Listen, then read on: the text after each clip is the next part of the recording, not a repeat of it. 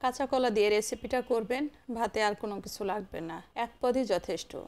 চলুন তাহলে দেখা যাক কিভাবে করলাম। সুপ্রিয় দর্শক, আসসালামু আলাইকুম, সবাইকে ওয়েলকাম।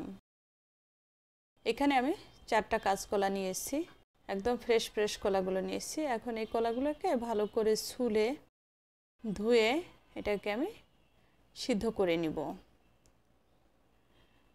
ছুলে ধুয়ে একটা কড়াইতে বসিয়ে দিলাম, সামান্য একটু হলুদ দিয়েছি। হলুদ দিয়ে এটাকে সিদ্ধ করে নিব। সিদ্ধ হয়ে আসছে, আর হলুদ দিয়ে সিদ্ধ করলে এটা কিন্তু যে কালো কালো যে কোয়াশটা না, এটা বের হয়ে কালারটা সুন্দর আসে।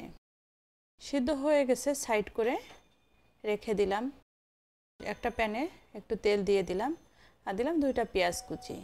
পেঁয়াজটাকে ব্রেস্তা করে নিব। ব্রেস্তা হয়ে গেছে, তুলে নিলাম।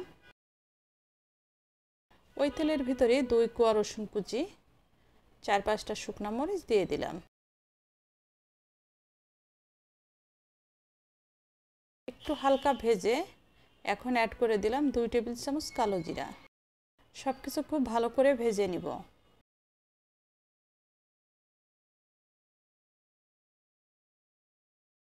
ভাজা হয়ে গেছে, প্যানটাকে কাত করে মানে সাইড করে তেলটা যাতে এক পাশে চলে আসে, এখন সব কিছু খুব ভালোভাবে তুলে নিব।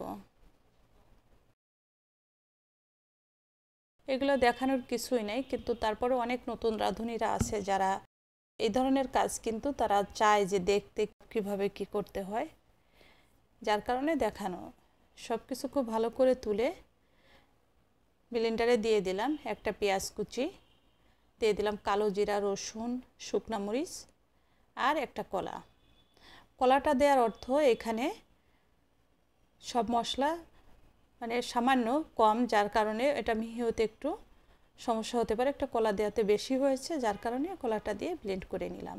আর এটা আমি তাড়াতাড়ি করার জন্য ব্লেন্ড করে নিয়ে এসেছি। আপনারা এটা পাটায় বেটে নেবেন। পাটায় বেটে নিলে কালো জিরাটা এবং শুকনা মরিচ সব কিছু খুব মিহি হয় ভালোভাবে, এবং এটা খেতেও ভালো লাগে। কলা চারটা নিয়ে ভালো করে চটকিয়ে একদম মিহি করে মেখে নিয়েছি। এখন ব্লেন্ডার করে নেওয়া কালো জিরা, পেঁয়াজ, শুকনা মরিচ সব কিছু দিয়ে একটু স্বাদ অনুযায়ী লবণ দিয়ে একটু সরিষার তেল দিয়েছি, খুব ভালো করে মাখিয়ে নিলাম। তৈরি হয়ে গেল আমার কাঁচা কলার ভর্তা। এইভাবে করে 1 চামচ নেবেন, ভাতে আর কোনো কিছু লাগবে না, চোখ বুজে ভাত খেয়ে উঠবেন সবগুলো। আশা করি ভালো লেগেছে। শেয়ার করে টাইমলাইনে রেখে দিবেন। যারা নতুন পেজটা ফলো করবেন, ইউটিউব থেকে দেখছেন, চ্যানেলটা সাবস্ক্রাইব করবেন। সবাই ভালো থাকবেন, সাথে থাকবেন। লাইক দিতে কিন্তু ভুলবেন না, কমেন্টস করবেন। সবাইকে অসংখ্য ধন্যবাদ। আল্লাহ হাফেজ।